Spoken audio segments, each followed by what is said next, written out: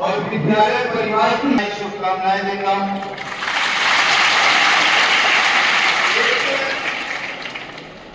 रोमांचित करने वाला दिवस है ये और बड़े संघर्ष, लगभग 150 साल और उससे अनेक स्वतंत्रता सेनानियों ने भारत देश को इस सुनहरे पल, जो आजादी का पल है, हंसने खेलने बोलने का समय रहता है, हम कहीं भी आते हैं, कहीं भी जा सकते हैं, इन सबका जो सुनहरा पल रहा है, कई क्रांतिकारियों, महान समाज सेवियों, साहित्यकारों का इसमें योगदान रहा। आज जब हम सभी एक साथ समाज में, विद्यालय में, परिवार में हंसते खेलते हैं, तो उनकी बड़ी याद आती कि जिन्होंने हमें इस मंजिल तक पहुंचाया और इस मंजिल को खुल के जीने का पहल दिखाया, रास्ता दिखाया। उन्हीं में से एक 14 नवंबर 1889 ईस्वी को जन्म लेने वाले भारत देश के प्रथम प्रधानमंत्री पंडित जवाहरलाल नेहरू का नाम स्मरणीय याद किया जाता है तो कई पहलुओं में याद किया जाता है। कभी उन्हें विचारधाराओं को लेकर के टकराहट मिलती है, कभी उनके कुछ अनछुए पहलुओं को देख करके हम उन्हें अलग रास्तों पे देखते हैं। लेकिन वास्तविकता ये रही है कि जीवन में जिसने भी संघर्ष किया उसके पीछे कई कहानियां अपने आप जुड़ती चली जाती हैं। उसमें कुछ कहानियां ऐसी रहती हैं कि जो समाज के विपरीत रहती हैं और कुछ कहानियां ऐसी रहती हैं जो समाज को आगे ले जाती हैं। हम सभी को उन कहानियों में जो समाज को आगे ले गई, उन कहानियों को हमेशा याद रखना चाहिए। कभी विपरीत धाराओं को लेकर के समाज को विमुख नहीं करना चाहिए। जब 1912 ईस्वी में पंडित जवाहरलाल नेहरू इंग्लैंड से बैरिस्टर की डिग्री लेकर भारत लौटे, तो उस समय विश्व के सबसे धनी टॉप 10 परिवार में एक मोतीलाल नेहरू के लड़के एक बैरिस्टर की डिग्री लेकर इंग्लैंड से लौटे थे।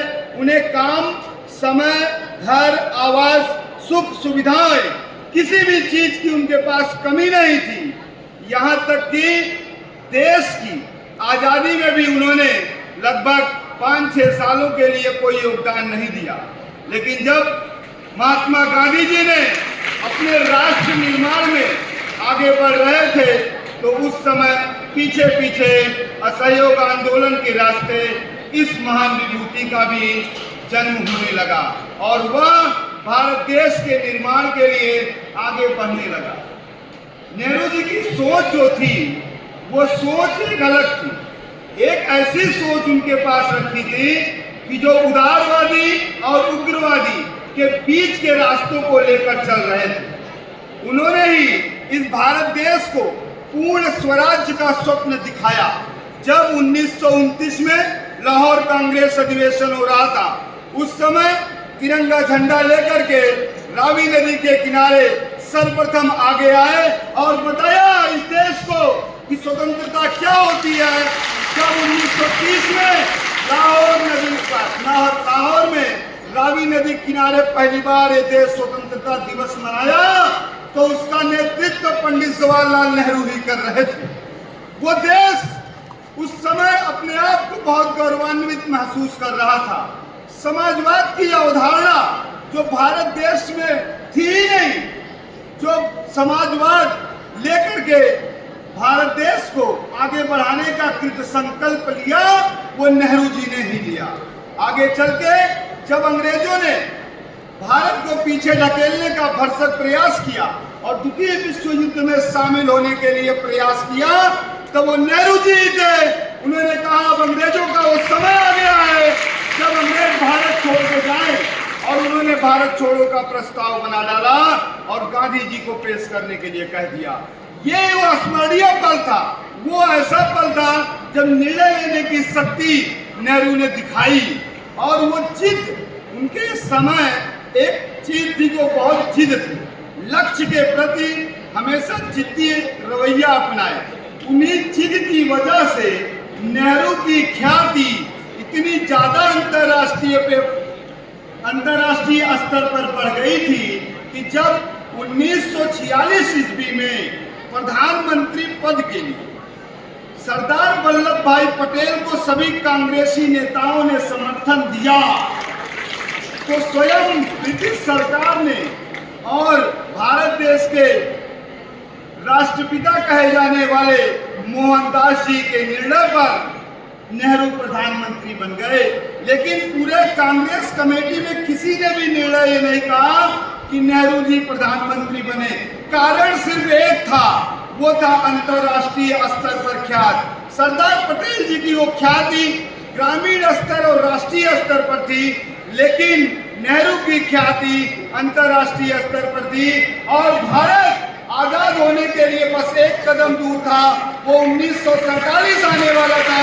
वो 30 फरवरी को घोषणा कर दी गई थी और भारत के लिए एक ऐसे प्रधानमंत्री की जरूरत थी जो देश को अंतर्राष्ट्रीय स्तर पर समायोजित करके विदेश नीति को आगे ले जाए। वही सरदार पटेल जी ने 1948 में कहा कि मेरा एक समय मन बड़ा दुखित था गांधी जी के निर्णय से, लेकिन आज जब गांधी जी दुनिया में नहीं है तो मुझे लगा कि गांधी जी का ये निर्णय बड़ा ही सर्वोपरि था कि उन्होंने पंडित जवाहरलाल नेहरू को भारत देश का प्रधानमंत्री बना दिया। क्योंकि स्वास्थ्य भी सरदार पटेल जी का बहुत साथ नहीं देता था और उन्हें एक भयंकर बीमारी भी थी, इसलिए उनके निर्णय को स्वयं सम्मान करके भारत देश का नेतृत्व पंडित जवाहरलाल नेहरू ने आगे बढ़ाया। चाहे वांडूम सम्मेलन 1955 का हो, वो चाहे पंचवर्षीय योजनाएं हो, वो चाहे पंचशील समझौता हो, इन सभी में बढ़ चढ़कर भाग लिया। ग्रामीण क्षेत्र को विकास करने के लिए पंचायती राज व्यवस्था को भारत में लागू करने का कार्य चाह रहा हो, पंडित जवाहरलाल नेहरू ने बढ़ चढ़कर उसमें भाग लिया। ग्रामीण स्तर से विदेश नीति तक का शासन उन्होंने किया। आपको याद होना चाहिए कि ये मूलतः कश्मीरी समुदाय से संबंधित थे और ब्रिटिश शासन ने एक नीति अपनाई थी कि जब रोजगार के लिए प्रवसन मतलब इधर उधर आने जाने की जो प्रक्रिया भारतीयों में थी, तो इनका परिवार दिल्ली में नहर के किनारे बसाया गया, जिससे धीरे धीरे ये नेहरू कहलाने लगे। एक भारत में नए वर्ग का जन्म हुआ जो नेहरू कहलाया, इसीलिए इनके नाम के आगे हमेशा नेहरू लगाया।